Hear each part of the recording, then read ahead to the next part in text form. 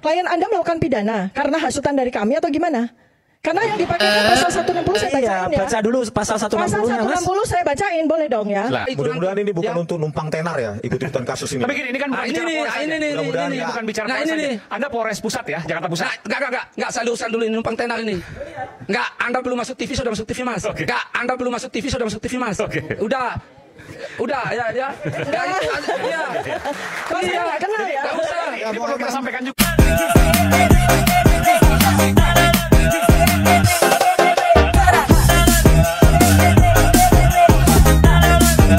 Satu lagi saya tanya, skripsi Pak Jokowi palsu? Palsu. Presiden Prabowo dapat meminta kasus ijazah Jokowi agar segera dibawa ke pengadilan dengan catatan proses pengadilan harus terbuka secara umum dan disiarkan lewat televisi dan radio. Jokowi datang ke pengadilan harus sambil membawa ijazah aslinya sesuai dengan janjinya. Hanya akan bawa ijazah asli SD, SMP, SMA, dan S1 Fakultas Kehutanan UGM bila diminta oleh pengadilan. Nah, para hakim yang akan mengadili harus hakim-hakim yang lurus, bukan hakim-hakim yang bengkok. Demikian juga tim jaksanya. Insya Allah kebenaran pasti muncul seperti pendapat seorang bijak. Truth at last cannot be hidden. Dissimulation is of no avail. Falsehood puts on a mask, nothing is hidden under the sun. Pepatah Jawa mengatakan, sopo salah, seleh. Semoga yang bersalah pasti kalah. Itu pasti. Dan kebenaran pasti berakhir dengan kemenangan. Semua manusia waras pasti memperjuangkan tegaknya kebenaran dan keadilan, bukan kebatilan dan kezaliman. Hanya manusia yang immoral, yang tega membela kebatilan dan kezaliman seperti dipertontonkan oleh ternak Mulyono selama ini.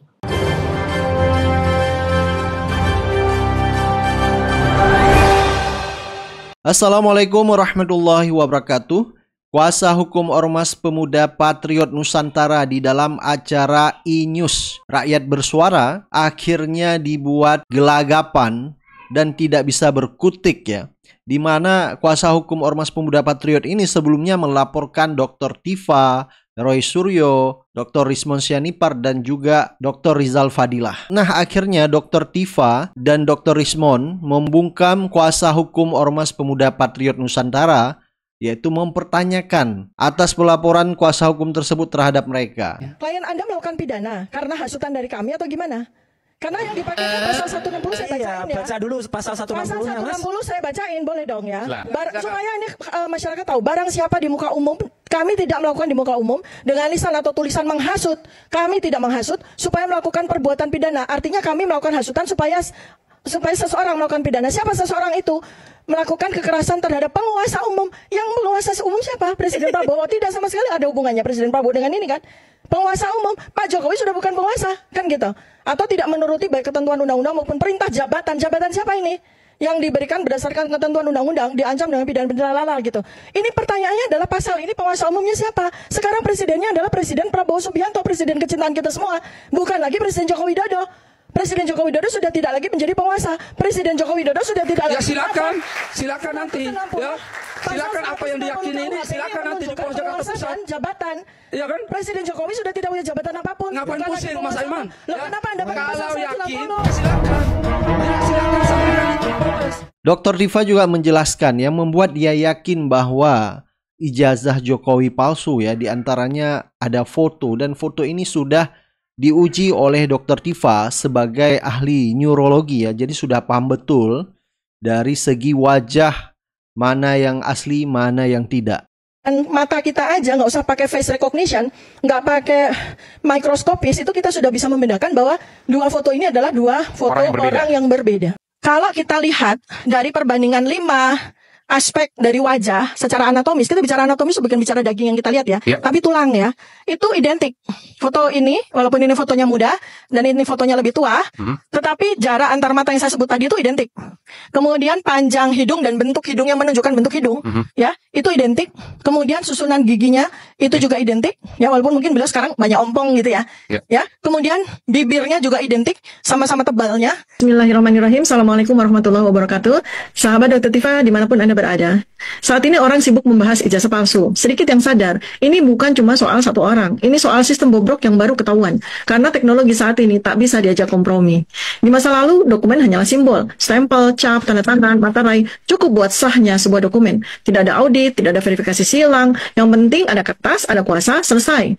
Hari ini dunia berubah.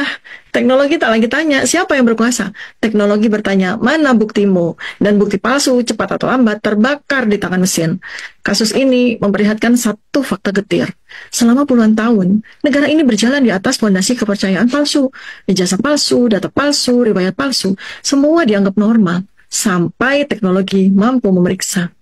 Yang dibongkar teknologi bukan sekedar ijazah, tapi mentalitas. Mentalitas bohong, mentalitas pura-pura, mentalitas asal lolos, mentalitas yang penting tampak sah. Ini sesungguhnya lebih besar daripada satu orang. Ini tentang generasi yang dibesarkan untuk menghormati simbol, bukan untuk menghormati kebenaran. Saat ini era baru sudah tiba. Di dunia yang dikuasai data, simbol tak lagi cukup. Yang bertahan hanya yang otentik. Ijazah palsu hanyalah satu pintu kecil. Di belakangnya bertumpuk bangkai kebusukan administrasi, pendidikan, hukum, dan sejarah. Teknologi tak sekedar merekam masa kini, ia menguliti masa lalu.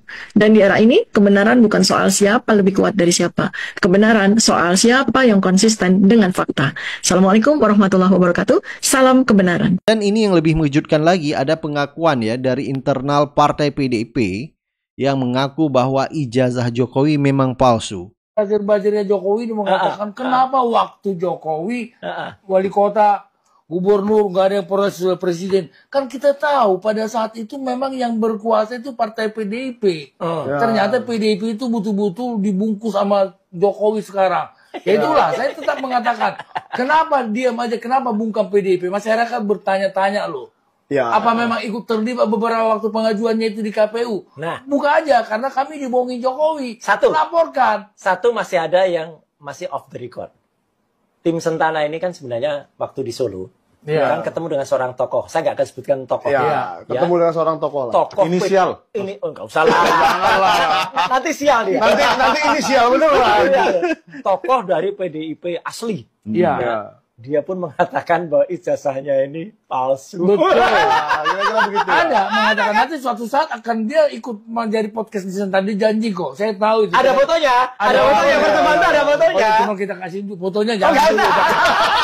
Dia punya kunci rahasia karena dia ikut dia mengatakan bahwa pendaftaran Jokowi itu sebetulnya bukan referensi daripada DPC. Yang menentukan semuanya adalah pusat DPP.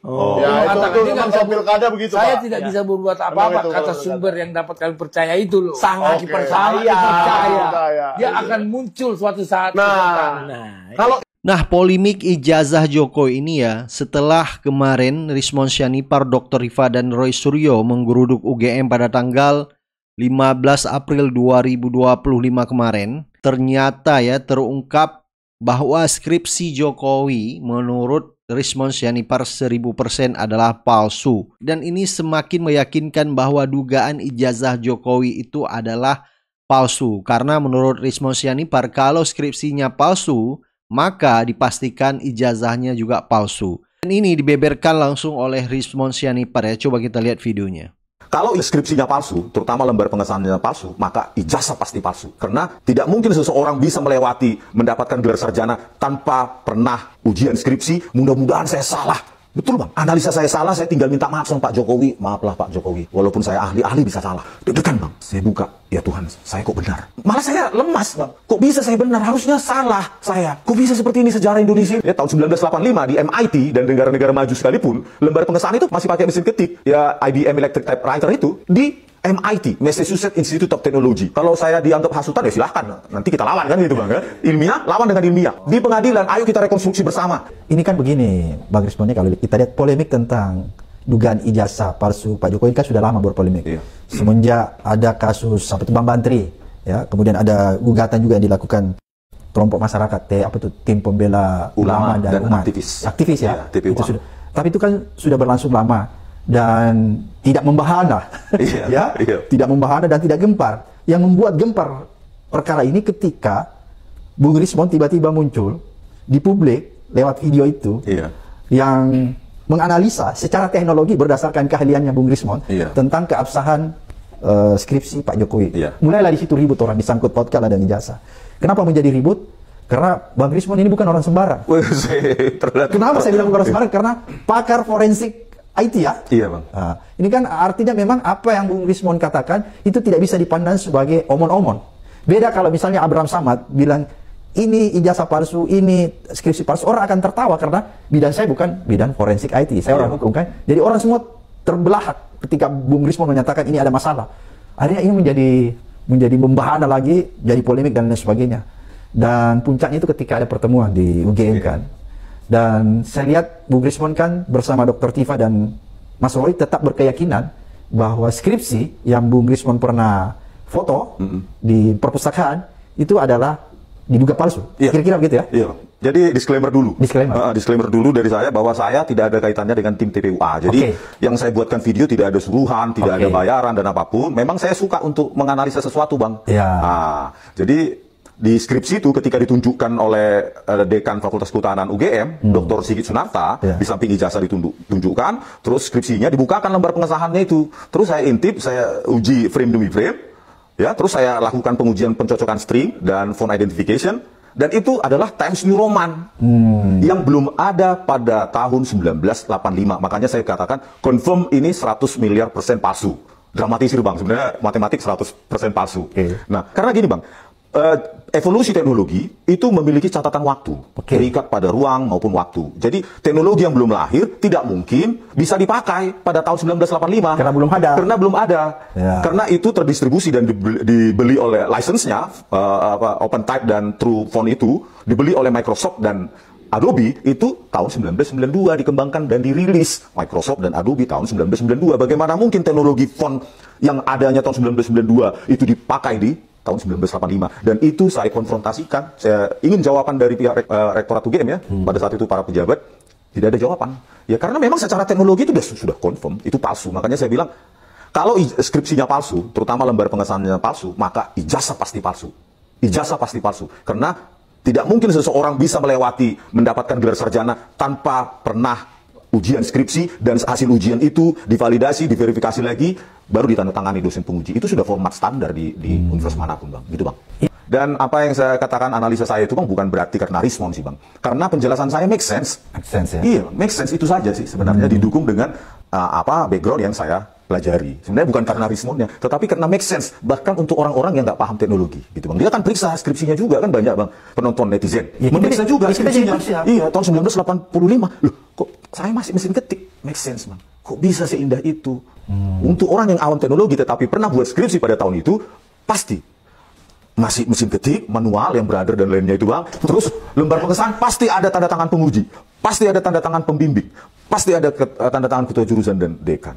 Hal-hal yang awam seperti itu mengingatkan mereka kembali ketika mereka menulis skripsi Bang. Itu mungkin yang membuat gempar Bang. Ya, dan sekarang kan saya lihat orang buru-buru semua upload ijazahnya di dunia media sosial gara-gara persoalan ini ya. Saya tidak pernah jumpa satu orang pun lulusan UGM yang takut atau malu-malu itu Bang menunjukkan ijazahnya itu Bang. Malah bangga, gak kita tanya pun ditunjukkan sama dia. Jadi saya mau tanya nih, karakter anak UGM ini kalau dia selesai, dia selalu bangga sebagai alumnus UGM ya? A little bit lebih tinggi dari bangga, overconfident. Iya lah Bang. Dan dia menganggap dia paling hebat ya? Iya. Luar biasa nih. Iya ya. Jadi gitu ya. Itu ya. Jadi makanya Bung Rismon agak kaget ya ketika misalnya ada alumni UGM tidak bangga atau tidak terlalu apa ya? Boleh dikatakan tidak bangga sebagai alumni UGM. Kira-kira gimana tuh? Iya Bang. Hanya satu-satunya di lulusan rata. Kalau misalnya begini, kalau Pak Jokowi bilang begini, buat apa saya pamerkan ijazah saya? Kalau misalnya ada ungkapan begitu. Nah, kalau ada sesederhana itu sih Bang, karena itu pencapaian akademik Pak Joko Widodo. Ya, pencapaian akademik itu perlu kita gelorakan untuk menentukan. Saya potong dulu, apalagi tahun 80-an itu orang lebih sulit masuk UGM ya? Apalagi Fakultas Kehutanan. Saya menjumpai beberapa orang Batak yang dari kampung saya pun DO di Fakultas Kehutanan. Oh gitu ya? Iya Bang. Berarti susah ya? Iya, dan kuliahnya 8-9 tahun, lama-lama Bang. Makanya ketika dikatakan 5 tahun, super smart. Gitu. Super smart. Karena saya menjumpai beberapa senior saya yang dari kampung, lulus 7-9 tahun. Dan mereka orang-orang pintar dari kampung itu. Pintar di kampung sana pintar mungkin. Di kampung sana, Bang. Tapi belum tentu pintar di UGM. Iya. Nah, kalau 5 tahun, apalagi Pak Joko Widodo yang tembus 5 tahun benar, harusnya dia masuk kategori super smart dan harusnya sangat bangga bisa menempuh 5 tahun studi Fakultas Kehutanan UGM. Oke. Apa yang Bung Rismon ingin sampaikan nih kepada netizen? Mengambil hikmah dari polemik ini? Hikmah dari polemik ini adalah jangan pernah gentar mengatakan, apalagi kalian yang punya ilmu. Katakan kalau itu sesuai dengan keilmuan yang kalian miliki, walaupun lawannya adalah tembok besar, bahkan tembok Berlin, Oslo. Oke, luar biasa netizen, apa yang disampaikan Bung Rismond ini membuat kita tercerahkan ya, teredukasi dan membuka mata kita lebar-lebar, sekaligus membuka hati kita lebar-lebar untuk melihat sebuah kebenaran yang ada di depan mata kita. Mudah-mudahan kebenaran yang ada di depan mata kita ini kita tidak takut untuk mengungkapnya. Sampai ketemu di episode berikutnya di Abraham Samad Speak Up. Salah satu sebab kesalahan utama mengapa sebagian bangsa Indonesia menderita konflik internal berkepanjangan karena pemerintah Jokowi di awal kepresidenannya nekat membiayai manusia-manusia buzzers atau buzzers ya, atau influencers untuk membenar-benarkan kebijakan rezim Jokowi. Semua omongan para buzzer itu tujuannya ada dua. Pertama, memuji dan memuja rezim Jokowi. Kedua, mendamprat dengan sumpah serapah para tokoh-tokoh masyarakat yang masih berpikir waras. Nah, sebagian buzzers itu ada orang yang terdidik. Ada lulusan S1, S2, dan ada pula yang lulusan S3. Dalam kaitan ini perlu kita syukuri beberapa buzzers yang cerdas akhirnya berhenti membela membabi buta Jokowi. Namun masih tersisa yang terus menyala keras sekalipun harus terjebak dalam illogical logic, logika yang tidak logis dan dibarengi dengan menjual narasi yang tidak realistis. Nah, kini kita saksikan kontroversi ijazah palsu Jokowi sudah lepas kendali. Dan sudah tinggi waktunya, menurut saya, Presiden Prabowo melakukan intervensi. Presiden Prabowo dapat meminta kasus ijazah Jokowi agar segera dibawa ke pengadilan dengan catatan proses pengadilan harus terbuka secara umum dan disiarkan lewat televisi dan radio. Pepatah Jawa mengatakan, sopo salah seleh. Semoga yang bersalah pasti kalah. Itu pasti. Dan kebenaran pasti berakhir dengan kemenangan. Semua manusia waras pasti memperjuangkan tegaknya kebenaran dan keadilan, bukan kebatilan dan kezaliman. Hanya manusia yang immoral, yang tega membela kebatilan dan kezaliman seperti dipertontonkan oleh Ternak Mulyono selama ini.